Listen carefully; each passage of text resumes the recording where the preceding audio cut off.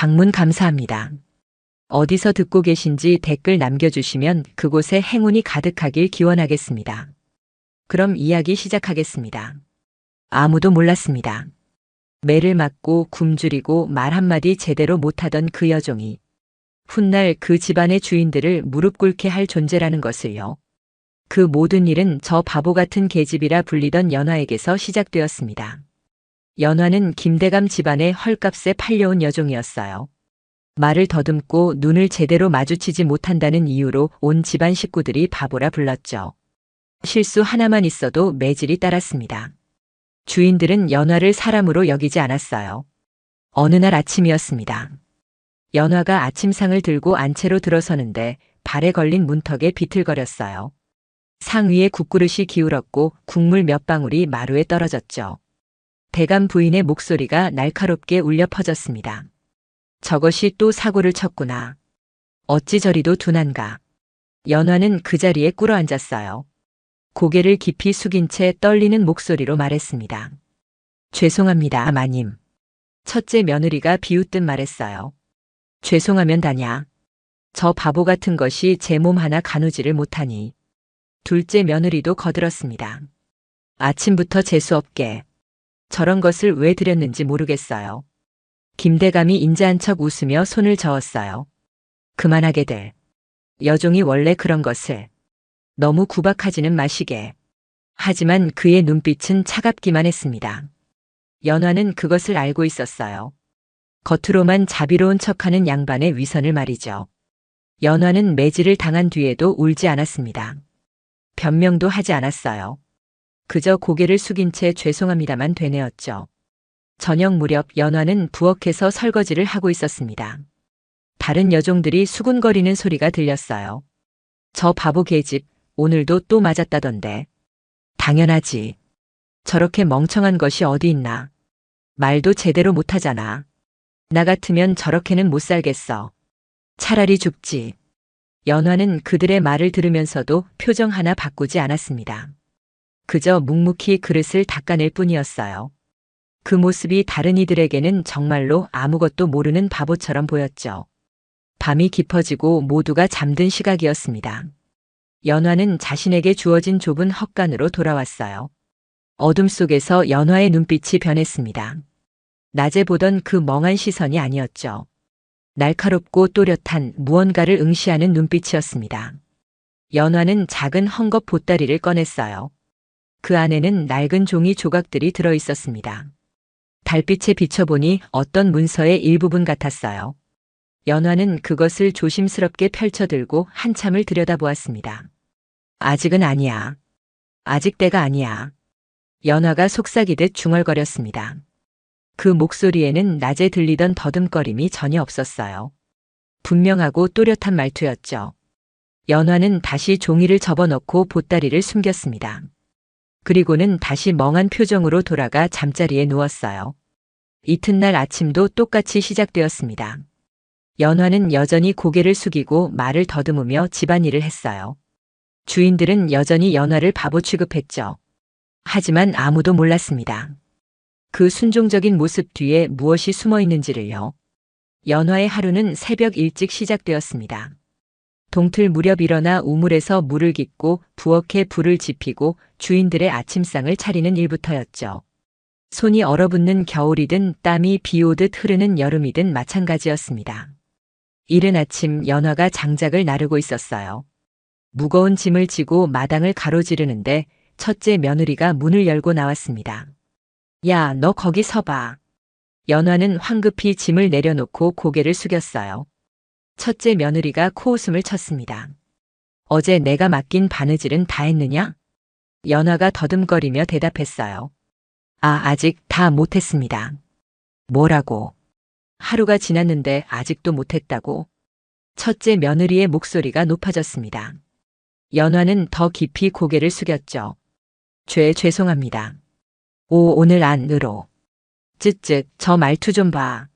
정말 답답해 죽겠네. 오늘 안으로 다 못하면 또 맞는 줄 알아. 첫째 며느리는 그렇게 말하고는 연화의 어깨를 거칠게 밀쳤습니다. 연화는 비틀거렸지만 넘어지지는 않았어요. 그저 또다시 죄송합니다 하고 중얼거렸죠.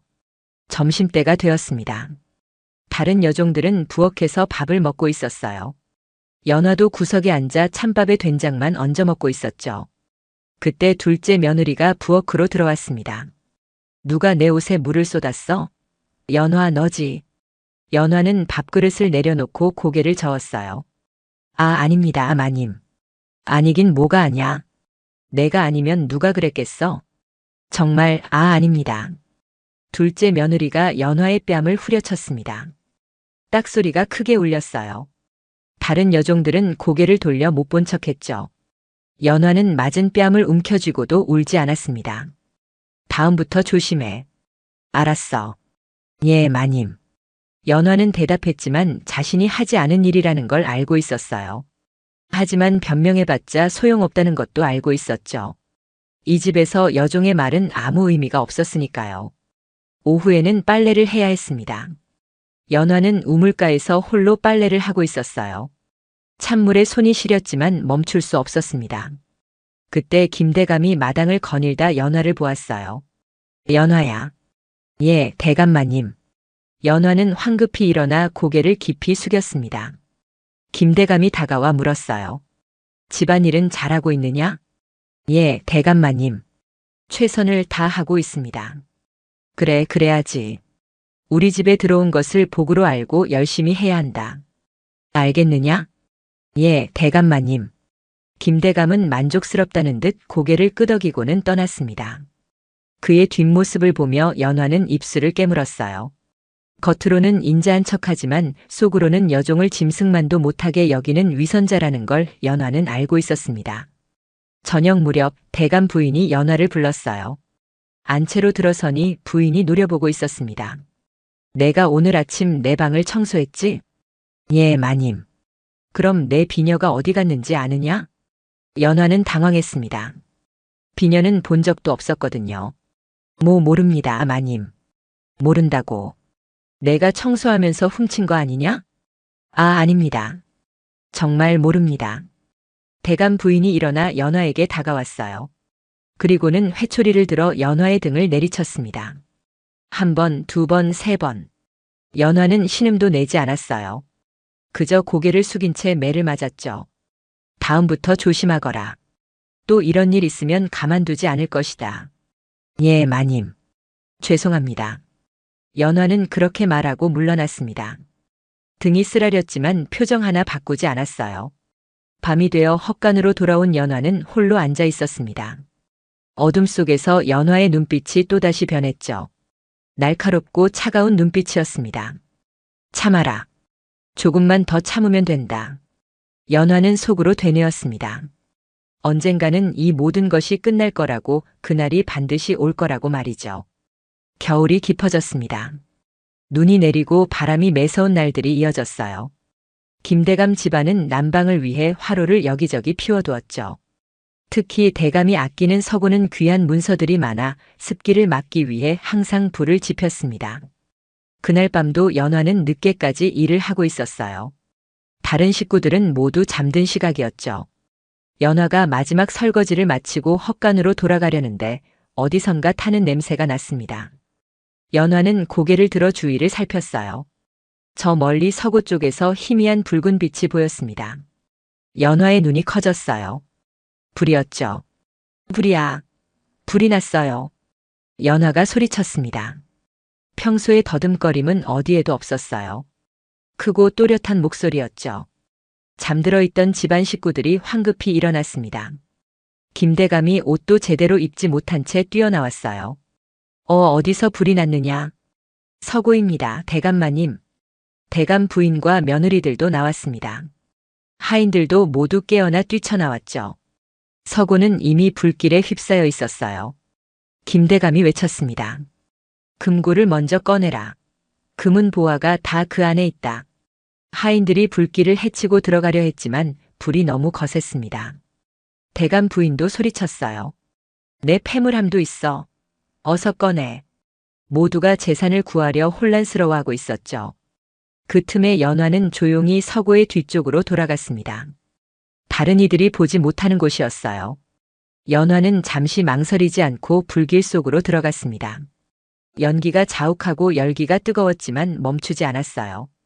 연화는 서고의 구석진 곳으로 향했습니다. 거기에는 아무도 신경 쓰지 않는 낡은 문서 상자가 있었죠. 연화는 그 상자를 부둥켜 안았습니다. 무거웠지만 놓을 수 없었어요. 불길이 옷자락을 핥았고 연기에 숨이 막혔습니다. 하지만 연화는 상자를 안고 밖으로 나왔죠. 마당에서는 여전히 혼란이 계속되고 있었어요. 하인들이 겨우 금고를 끌어냈습니다. 김대감이 안도의 한숨을 쉬었죠. 다행이다. 금고는 무사하구나. 첫째 며느리가 말했습니다. 폐물함도 찾았어요, 어머님. 그때 누군가가 연화를 발견했어요. 저기 저 바보 계집이 뭘 들고 나왔네. 김대감이 연화를 돌아보았습니다. 연화는 온몸이 그을음투성이었어요. 옷은 여기저기 타서 구멍이 났고 손은 화상을 입어 붉게 부어올랐죠. 하지만 그 손에는 낡은 문서 상자를 꼭 쥐고 있었습니다. 김대감이 다가왔어요. 그게 뭐냐? 연화가 힘겹게 대답했습니다. 문서입니다, 대감마님. 문서? 그런 하찮은 것을 가지고 나왔단 말이냐? 대감 부인이 비웃었어요. 정말 바보로구나. 금은 보화는 놔두고 쓸데없는 종이 쪼가리를. 둘째 며느리도 거들었습니다. 괜히 설치다가 다쳤네. 누가 시키지도 않았는데. 연화는 아무 말도 하지 않았어요. 그저 상자를 꼭 껴안고 있을 뿐이었죠. 김대감이 손을 내밀었습니다. 이리 내놔라. 뭐가 들었나 보자. 연화는 상자를 내밀었어요. 김대감이 열어보니 낡은 문서들이 가득했습니다. 토지문서, 매매계약서, 가계도, 호적 등이었죠. 이런 것들이었구나. 어차피 다 기억하고 있는 것들이다. 김대감은 실망한 듯 상자를 닫았습니다. 그리고는 연화에게 던지듯 돌려줬어요. 내가 지켜냈으니 내가 치워라. 창고에나 넣어두거라. 연화는 다시 상자를 받아 안았습니다. 고개를 숙이고 물러났죠. 다른 이들은 연화를 보며 수근거렸어요. 저 바보 계집 정말 이상해. 그러게. 목숨 걸고 지킬 게 그따위 것이라니. 불은 한참 뒤에야 꺼졌습니다. 서고는 반쯤 타버렸지만 금고와 귀중품들은 대부분 구했어요. 김대감은 재산 피해가 크지 않은 것에 만족했죠. 연화는 헛간으로 돌아갔습니다. 화상 입은 손이 쓰라렸지만 약도 바르지 않았어요. 그저 문서 상자를 펼쳐놓고 하나하나 확인했습니다. 다행히 문서들은 대부분 무사했죠. 연화의 눈빛이 어둠 속에서 빛났습니다. 이 문서들이 얼마나 중요한지, 이것이 얼마나 큰 무기가 될 수 있는지 연화는 알고 있었어요. 김대감은 몰랐지만 이 낡은 종이 쪼가리들이 언젠가 그의 목줄이 될 거라는 것을요. 연화는 조심스럽게 문서들을 다시 상자에 넣었습니다. 그리고는 헛간 구석 깊숙한 곳에 숨겼죠. 아무도 찾지 못할 곳에 말입니다. 불이 난 다음 날부터 연화의 처지는 전혀 달라지지 않았습니다. 아니, 오히려 더 나빠졌다고 할 수 있었죠. 집안 식구들은 연화가 불 속에 들어간 일을 두고 수군거렸어요. 아침 식사 자리에서 첫째 며느리가 말했습니다. 그 바보 계집, 어제 참 이상한 짓을 했어요. 김대감이 물었어요. 무슨 일인가? 불 속에 들어가서 쓸데없는 문서 상자를 꺼내왔답니다. 금은 보화는 놔두고 말이죠. 둘째 며느리가 비웃으며 거들었습니다. 정말 바보가 맞나 봐요. 귀한 게 뭔지도 모르고. 대감 부인도 고개를 저었어요. 괜히 설치다 맞을 짓만 했구나. 저런 것은 가만히 놔두는 게 상책인데. 김대감은 그저 웃으며 말했습니다. 여종이란 게 원래 그렇지. 주제를 모르고 나서려 하니 탈이 나는 거야. 연화는 부엌에서 그 말을 듣고 있었어요. 설거지를 하면서 고개를 숙인 채였죠. 다른 여종들도 연화를 힐끗거리며 속삭였습니다. 어제 내가 불 속에 들어간 거 봤어. 미쳤니? 연화는 대답하지 않았어요. 그저 묵묵히 그릇을 닦았죠. 다른 여종이 말했습니다. 덕분에 우리까지 욕먹었잖아. 바보 하나 때문에 온 집안이 웃음거리가 됐다고. 연화는 여전히 말이 없었습니다. 그 모습이 다른 이들에게는 정말로 아무것도 이해하지 못하는 것처럼 보였어요. 낮에는 여전히 온갖 꾸준히를 했습니다. 빨래를 하고 마당을 쓸고 물을 깃고 밥을 짓고 설거지를 했죠. 화상 입은 손은 아물지도 않았는데 쉴 틈이 없었어요. 손을 움직일 때마다 쓰라렸지만 연화는 내색하지 않았습니다. 오후에 첫째 며느리가 연화를 불렀어요. 야, 연화. 이리 와봐. 예, 마님. 연화가 다가가자 첫째 며느리가 옷가지 한 무더기를 던졌습니다. 이거 다 기워. 오늘 안으로. 연화는 옷가지를 받아들고 고개를 숙였어요. 예, 마님. 손이 그 꼴인데 바느질을 할 수 있겠어? 그래도 해야지 뭐. 첫째 며느리는 비웃듯 말하고는 돌아섰습니다. 연화는 화상 입은 손으로 바늘을 잡았어요. 바늘을 줄 때마다 손이 떨렸지만 멈추지 않았습니다. 저녁 때 대감 부인이 연화를 불렀습니다. 연화야, 내 손은 이제 좀 나았느냐? 아, 아직 조금 아픕니다, 마님. 그래. 그런데 말이다. 내일 아침 일찍 우물가 돌들을 다 닦아놔라. 손님이 오신다. 예, 마님. 손이 아파도 일은 해야지. 알겠지. 예, 마님. 연화는 물러났습니다. 대감 부인의 눈빛에는 연민 같은 것은 조금도 없었어요. 그저 부려먹을 도구를 보는 시선이었죠. 밤이 깊어졌습니다. 모두가 잠든 시각, 연화는 헛간으로 돌아왔어요. 온몸이 지쳐 있었지만 잠들지 않았습니다. 대신 구석에 숨겨둔 문서 상자를 꺼냈죠. 연화는 촛불 하나를 켰습니다. 희미한 불빛 아래서 문서들을 하나씩 펼쳤어요. 토지대장이 제일 먼저 눈에 들어왔습니다. 연화는 그것을 천천히 읽어내려갔죠. 경기 양주 땅 30결. 소유주 김진사. 매입 연도 정축년. 연화는 중얼거리며 문서를 외웠습니다. 다음 문서도 그 다음 문서도 마찬가지였어요. 토지 위치, 면적, 소유 변동 내역, 매매 가격까지 모두 머릿속에 새겼습니다. 화상 입은 손으로 종이를 넘기는 것이 힘들었어요. 하지만 연화는 멈추지 않았습니다. 한 장 한 장 정성스럽게 읽고 외웠죠. 다음은 매매 계약서였습니다. 김대감이 지난 10년간 사들인 땅과 집의 기록이었어요. 연화는 그 내용도 빠짐없이 기억했습니다. 매매 상대방의 이름, 증인, 대금, 날짜까지 모두요. 또 다른 문서에는 김대감 집안의 가계도가 있었습니다. 누가 누구와 혼인했고 자식은 몇인지 재산 상속은 어떻게 이루어졌는지가 적혀 있었죠. 연화는 이것도 모두 외웠습니다. 시간이 흘러 촛불이 짧아졌습니다. 연화는 문서를 다시 상자에 넣고 숨겼어요. 그리고 잠시 눈을 감고 오늘 외운 내용을 되짚어 봤습니다. 모두 또렷하게 기억나고 있었죠. 연화는 작게 미소 지었습니다. 낮에는 볼 수 없던 미소였어요. 날카롭고 단호한 표정이었죠. 조금씩 조금씩 준비하는 거야. 서두르지 말고. 연화는 속으로 다짐했습니다. 그리고는 촛불을 끄고 누웠어요. 내일도 또 긴 하루가 기다리고 있었습니다. 매맞고 굶주리고 바보 취급받는 하루가요. 하지만 연화는 견딜 수 있었습니다. 언젠가 올 그날을 위해서라면요. 이튿날 새벽 연화는 다시 우물가에서 돌을 닦고 있었습니다. 화상 입은 손이 물에 닿아 쓰라렸지만 표정 하나 바꾸지 않았어요. 그저 묵묵히 일을 할 뿐이었죠. 누가 보아도 여전히 말 못하는 바보 여종이었습니다. 며칠이 지났습니다. 김대감 집안의 평소와 다른 분위기가 감돌았어요. 대감의 표정이 어두웠고 부인도 초조해 보였죠. 하인들이 수군거리는 소리가 들렸습니다. 연화는 마당을 쓸면서 그 이야기를 들었어요. 관아에서 사람이 왔다던데. 토지 문제래.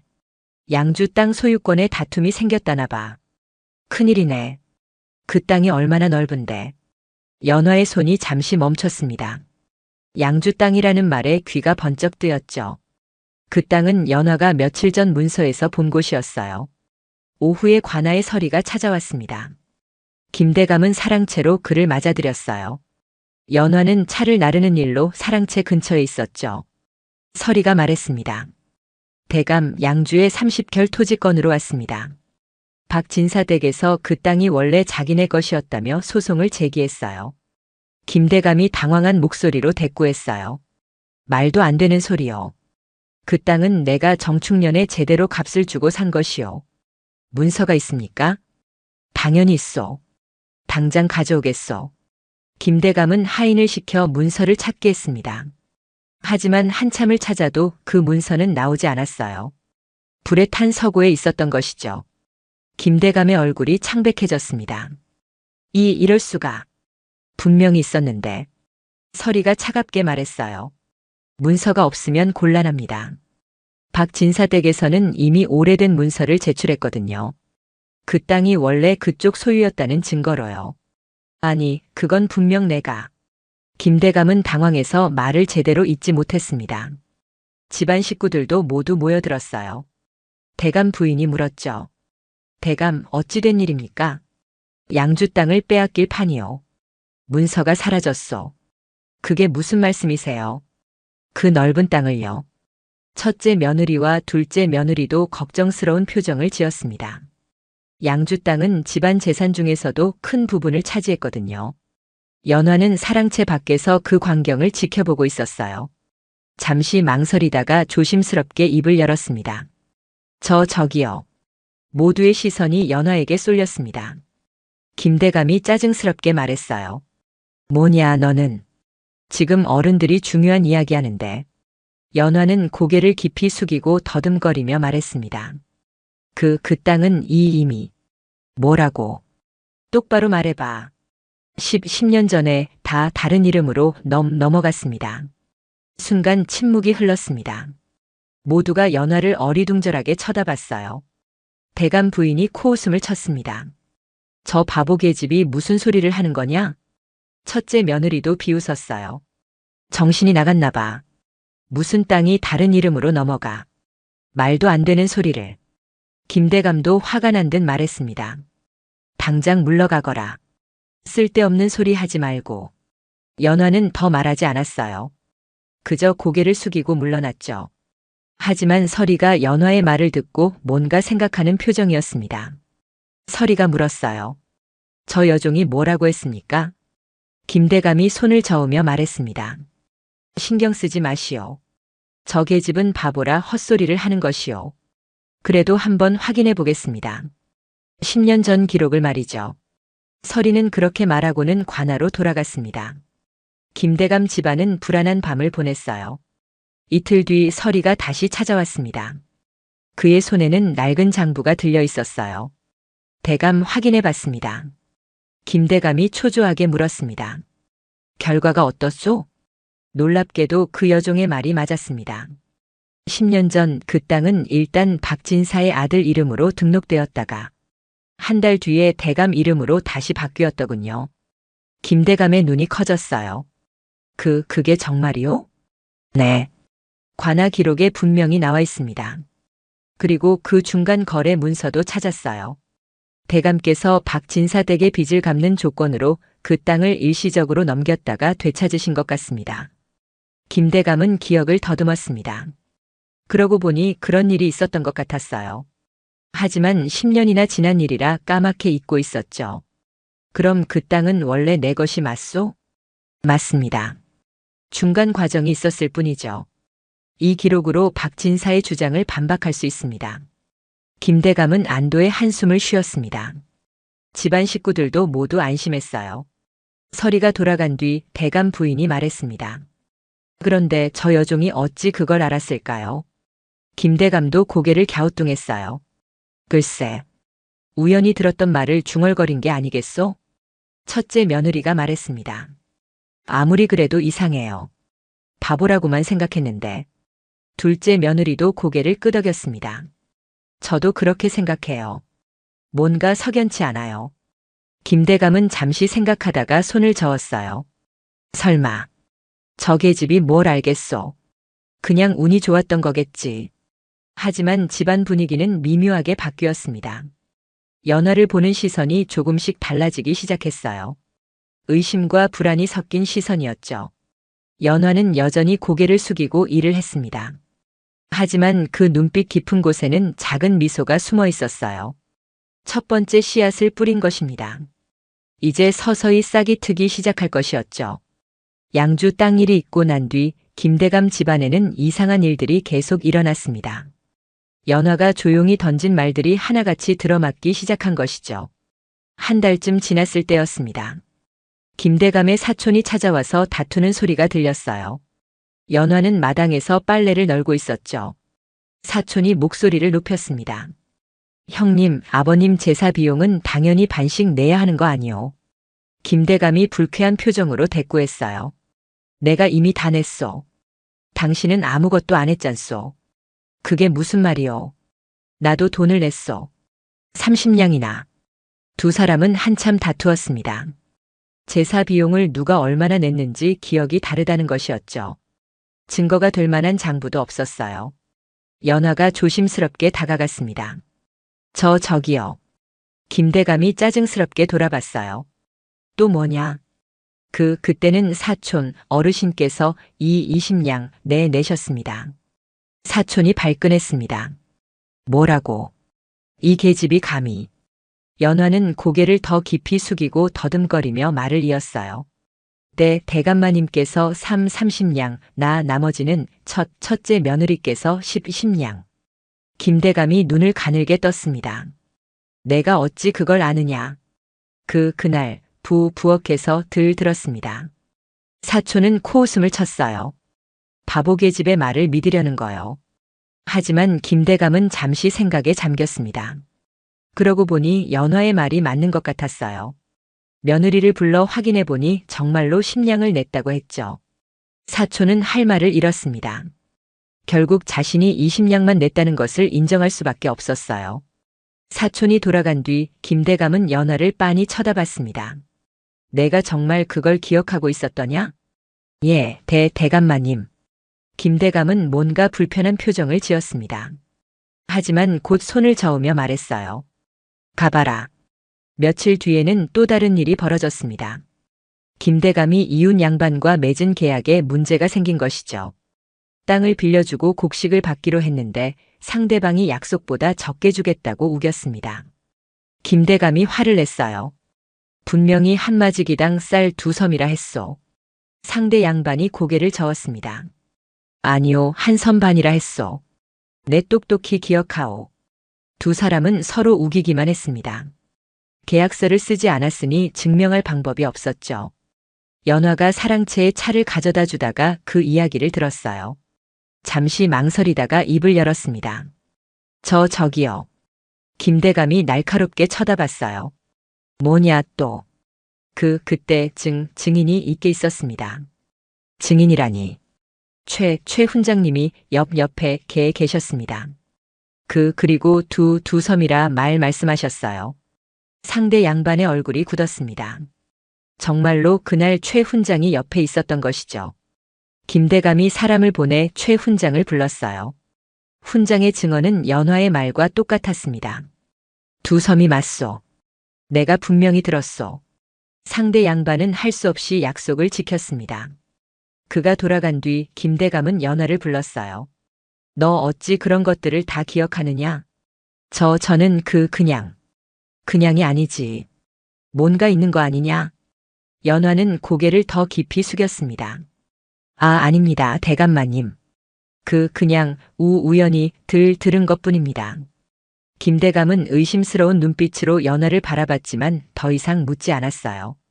그 후로도 비슷한 일이 이어졌습니다.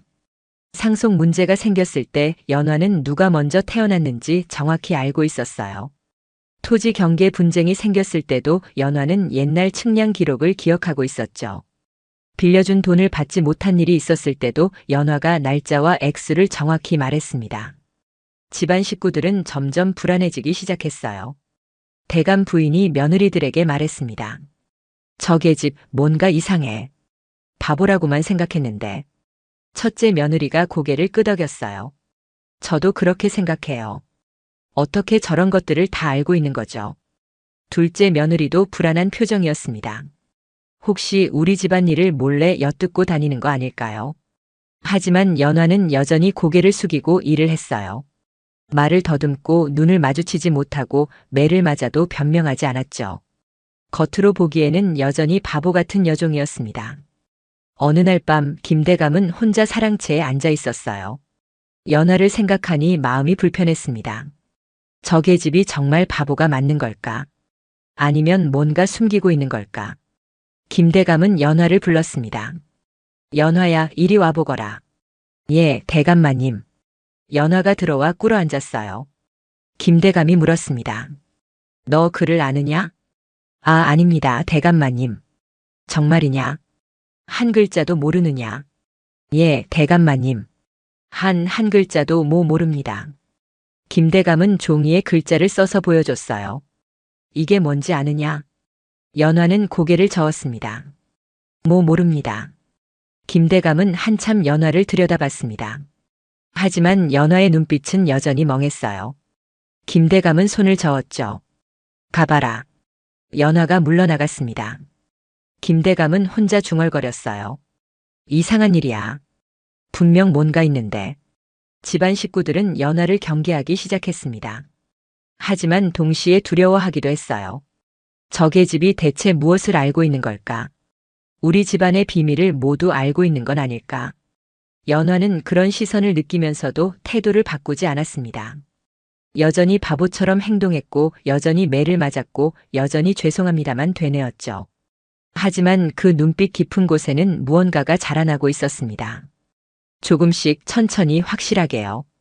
2달이 더 지났습니다. 김대감 집안의 분위기는 점점 더 이상해졌어요.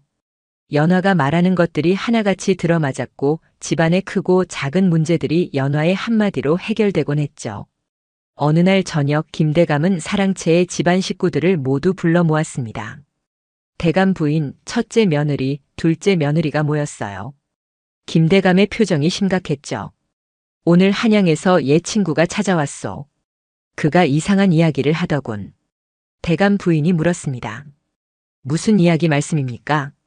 15년 전 영모에 연루되어 멸문당한 집안이 있었소. 서판서댁이었지. 첫째 며느리가 고개를 끄덕였어요. 들어본 적 있어요. 대역 죄인으로 몰려온 집안이 몰살당했다고. 김대감이 말을 이었습니다. 그런데 그 집안의 어린 딸 하나가 살아남았다는 소문이 있다더군. 아무도 찾지 못했다고 하오. 그게 우리와 무슨 상관입니까? 김대감은 한참 침묵하다가 입을 열었어요. 서판서 집안은 대대로 문서와 법도를 다루는 집안이었소. 어린아이들도 글을 읽고 쓰는 것은 물론이고 온갖 문서와 장부를 외우고 다루는 법을 배웠다고 하오. 둘째 며느리가 뭔가 눈치챈 듯 말했습니다. 설마 그 아이가. 그 순간 밖에서 인기척이 났습니다. 연화였어요. 저녁상을 가져온 것이죠. 김대감이 연화를 불렀습니다. 연화야, 이리 들어오너라. 예, 대감마님. 연화가 들어와 꿇어 앉았어요. 김대감이 날카로운 눈빛으로 물었습니다. 내 본래 이름이 뭐냐? 연화입니다, 대감마님. 아니다. 진짜 이름을 말해보거라. 연화는 잠시 침묵했습니다. 그 침묵이 길게 이어졌어요. 집안 식구들은 숨을 죽이고 연화를 바라봤죠. 김대감이 다시 물었습니다. 넌 서판서 집안의 딸이 아니냐? 그 순간 연화가 천천히 고개를 들었습니다. 처음으로 김대감의 눈을 똑바로 바라본 것이죠. 그 눈빛에는 더 이상 멍한 기색이 없었어요. 맑고 날카롭고 단호한 눈빛이었습니다. 연화가 입을 열었습니다. 더듬거림 없이 또렷하게 말했어요. 그렇습니다, 대감마님. 대감 부인이 숨을 삼켰습니다. 첫째 며느리와 둘째 며느리는 놀란 얼굴로 서로를 쳐다봤어요. 김대감이 물었습니다. 15년 동안 바보 행세를 한 거냐? 살아남기 위해서였습니다. 역적의 딸로 알려지면 어디서도 살 수 없었으니까요. 그럼 글도 아는 거냐? 연화는 고개를 끄덕였어요. 읽고 쓰는 것은 물론이고 문서를 정리하고 분석하는 법도 배웠습니다. 저희 집안은 대대로 그런 일을 했으니까요. 대감 부인이 떨리는 목소리로 말했습니다. 그럼 지금까지 우리 집안의 모든 일을 듣고 보고 기억했습니다. 토지 문서도 매매 계약서도 빚 문서도 상속 기록도 모두요. 김대감의 얼굴이 창백해졌어요. 자신들이 지난 15년 동안 얼마나 무방비 상태였는지 깨달은 것이죠. 첫째 며느리가 떨리는 목소리로 물었습니다. 그럼 우리가 한 말들도 다 모두 기억하고 있습니다. 누가 누구를 속였는지, 누가 재산을 빼돌렸는지, 누가 거짓말을 했는지 전부요. 둘째 며느리가 뒷걸음질 쳤습니다. 그 순간 모두의 머릿속에 지난 15년 동안 연화 앞에서 한 말과 행동들이 스쳐 지나갔어요. 김대감이 애써 침착함을 유지하며 물었습니다. 넌 왜 그런 것들을 기억했느냐? 복수하려고. 연화는 고개를 저었어요. 아니요. 살아남기 위해서였습니다. 언젠가 필요한 날이 올 거라 생각했어요. 뭐가 필요하다는 거냐? 자유입니다. 이 집을 떠날 자유요. 김대감이 비웃었습니다. 떠나고 싶으면 떠나면 되지 않느냐. 누가 막지도 않을 텐데. 연화는 처음으로 작게 미소 지었어요. 그 미소에는 슬픔과 단호함이 섞여 있었죠. 그냥 떠날 수는 없습니다. 떠나려면 증명이 필요해요. 제가 서 판서의 딸이 아니라는 증명, 아니면 이 집안의 비밀들을 지키고 있다는 증명이요. 대감 부인이 다급하게 말했어요. 내가 무얼 원하는지 말해보거라. 연화는 천천히 일어섰습니다. 15년 만에 처음으로 당당하게 선 것이죠. 저는 이제 이 집을 떠날 겁니다. 노비 문서를 불태워 주십시오. 그리고 15년치 품삯을 주십시오. 김대감이 화를 냈습니다. 내가 감히 협박을 하는 거냐? 협박이 아닙니다. 거래입니다. 대감마님께서 원하시는 것은 비밀이 지켜지는 것이고 제가 원하는 것은 자유입니다. 잠시 침묵이 흘렀어요. 김대감은 주먹을 불끈 쥐었지만 어쩔 수 없다는 것을 알았습니다. 연화가 알고 있는 것들이 밖으로 새어나가면 집안이 큰 곤경에 처할 테니까요. 김대감이 떨리는 목소리로 말했습니다. 좋다. 노비 문서를 태우고 품삯을 주겠다. 하지만 우리 집안 일은 절대 밖에 말하지 말거라. 연화는 고개를 끄덕였어요. 그러겠습니다. 저도 과거를 잊고 싶으니까요. 그날 밤 연화의 노비 문서가 불에 탔습니다. 김대감은 억지로 품삯을 주었어요. 많지는 않았지만 연화가 새로운 삶을 시작하기에는 충분한 돈이었죠. 집안 식구들은 모두 연화를 두려운 눈빛으로 바라봤습니다. 15년 동안 바보라고 무시하고 매질하고 함부로 대했던 그 여종이 사실은 명문가의 딸이었고 자신들보다 훨씬 똑똑한 사람이었다는 것을 깨달은 것이죠. 연화는 그날 밤 헛간에서 마지막 밤을 보냈습니다. 내일이면 이 집을 떠날 것이었어요. 15년 만에 처음으로 자유로운 사람이 되는 것이죠. 연화는 창밖의 달을 바라보며 조용히 눈을 감았습니다. 다음 날 새벽 연화는 작은 보따리 하나만 들고 김대감 집을 나섰습니다. 아무도 배웅하지 않았어요. 대감도 부인도 며느리들도 모두 방 안에 숨어 있었죠. 15년 동안 함께 살았지만 작별 인사조차 나누지 않았습니다. 연화는 대문을 나서며 뒤를 돌아보지 않았어요. 그저 앞만 보고 걸어갔죠. 아침 햇살이 연화의 얼굴을 비췄습니다. 그 얼굴에는 원망도 분노도 없었어요. 고요한 평온함만 있었죠. 그로부터 석 달이 지났습니다. 김대감 집안에는 평화가 찾아온 듯 했어요. 연화가 떠나고 나서 집안 식구들은 모두 안도의 한숨을 쉬었죠. 이제 그 무시무시한 여종은 없어졌고 비밀도 지켜질 거라 믿었습니다. 하지만 어느 날 관아에서 다시 사람이 찾아왔습니다. 이번에는 서리가 아니라 관리였어요. 김대감은 불길한 예감이 들었죠. 관리가 말했습니다. 김대감 토지 문서를 검증하러 왔습니다. 김대감이 당황하며 물었어요. 무슨 토지 문서 말이오? 대감께서 소유하신 땅들 전부입니다. 최근 관아에서 토지 대장을 정리하는데 대감댁 땅들에 문제가 있다는 제보가 들어왔거든요. 제보라니 누가 그런? 관리는 대답하지 않았습니다. 그저 문서들을 내놓으라고 했어요. 김대감은 하인들을 시켜 문서들을 가져왔죠. 관리는 하나하나 문서를 확인했습니다. 그런데 이상한 일이 벌어졌어요. 문서들에 적힌 내용과 관아의 기록이 계속 어긋나는 것이었죠. 관리가 말했습니다.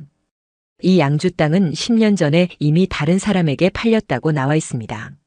말도 안 돼요. 그 땅은 분명 내 것이요.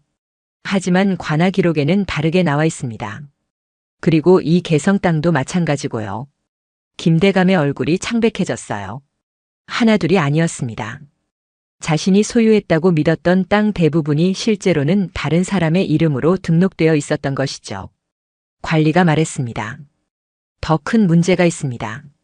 대감께서 받으셨다는 상속 재산도 확인이 안 되는군요. 선대 대감의 유언장에는 다른 내용이 적혀 있습니다. 그럴 리가 없소. 내가 직접. 김대감은 말을 잇지 못했습니다. 15년 전 아버지가 돌아가셨을 때 유언장을 몰래 바꿔치기한 일이 떠올랐거든요. 하지만 그건 아무도 모르는 일이었어요. 아무도 모를 리 없었는데. 아, 연화. 김대감은 그제야 깨달았습니다. 연화가 그것까지 알고 있었던 것이죠. 그리고 조용히 관아에 제보한 것이었습니다.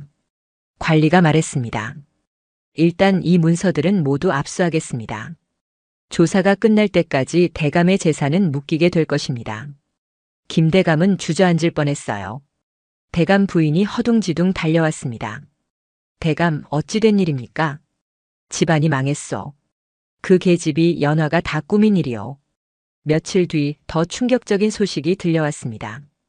김대감 집안의 재산 대부분이 실제로는 연화의 집안, 즉 서판서 댁의 것이었다는 사실이 밝혀진 것이죠.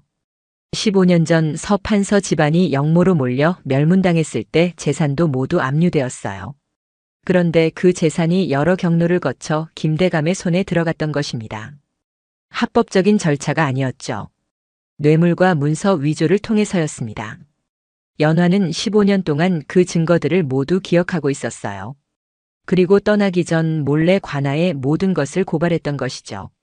결국 법적 절차를 거쳐 재산은 원래 주인에게 돌아가게 되었습니다. 서판서의 유일한 후손인 연화에게요. 한 달 뒤 김대감 집안은 완전히 몰락했습니다. 재산은 모두 압류되었고 김대감은 문서 위조와 재산 탈취 혐의로 관아에 끌려갔어요. 대감 부인과 며느리들은 갈 곳이 없었죠. 그들이 마지막으로 살던 집을 나서는 날 멀리서 한 여인이 서 있는 것이 보였습니다. 연화였어요. 하지만 예전의 그 모습이 아니었죠. 단정한 옷을 입고 당당하게 서 있었습니다. 대감 부인이 다가가려 했지만 발걸음이 떨어지지 않았어요. 첫째 며느리와 둘째 며느리는 고개를 들지 못했죠. 연화는 그들을 보며 아무 말도 하지 않았습니다. 욕설도 비난도 하지 않았어요. 그저 조용히 바라볼 뿐이었죠. 그 눈빛에는 승리의 기쁨도 복수의 쾌감도 없었습니다. 다만 고요한 평온함만 있었어요. 연화는 천천히 돌아섰습니다. 그리고 걸어가기 시작했죠. 그 뒷모습은 더 이상 고개를 숙인 여종이 아니었습니다. 당당하고 위엄 있는 양반가의 딸이었어요. 마을 사람들이 수군거렸습니다. 저 사람이 그 바보 여종이었다니 믿어지냐? 15년 동안 속았던 거지. 처음부터 가장 똑똑한 사람이었어. 연화는 그 말들을 들으면서도 뒤를 돌아보지 않았습니다. 앞만 보고 걸어갔어요. 새로운 삶을 향해서 말이죠. 그렇게 연화는 사라졌습니다. 어디로 갔는지 무엇을 하며 사는지 아무도 몰랐어요. 하지만 한 가지는 확실했습니다. 바보인 줄 알았던 그 여종이 사실은 누구보다 지혜로웠고 인내심이 강했고 결국 자신의 것을 되찾았다는 것이요. 김대감 집안 사람들은 평생 그날을 잊지 못했습니다. 함부로 대했던 그 여종이 얼마나 대단한 사람이었는지, 그들이 얼마나 어리석었는지를 말이죠. 하지만 이미 늦었습니다. 연화는 떠났고 집안은 무너졌으니까요. 세월이 흘러도 마을에서는 연화의 이야기가 전해졌습니다. 15년을 참고 견디며 바보 행세를 했던 여인, 결국 모든 것을 되찾은 여인의 이야기가요. 그 이야기를 들을 때마다 사람들은 깨달았습니다. 겉모습만 보고 사람을 판단해서는 안 된다는 것을, 그리고 진정한 지혜는 조용히 빛난다는 것을요. 오늘의 이야기는 여기까지입니다. 혹시 끝까지 들어주신 분이 계시다면 구독과 좋아요, 그리고 댓글로 잘 들었어요 라는 한마디면 제게 큰 힘이 됩니다. 감사합니다.